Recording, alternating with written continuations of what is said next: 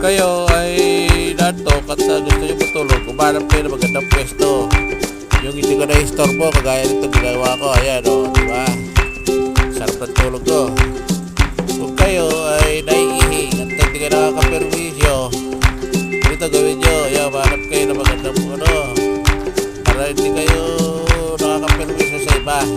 Kaso, kailangan malinis at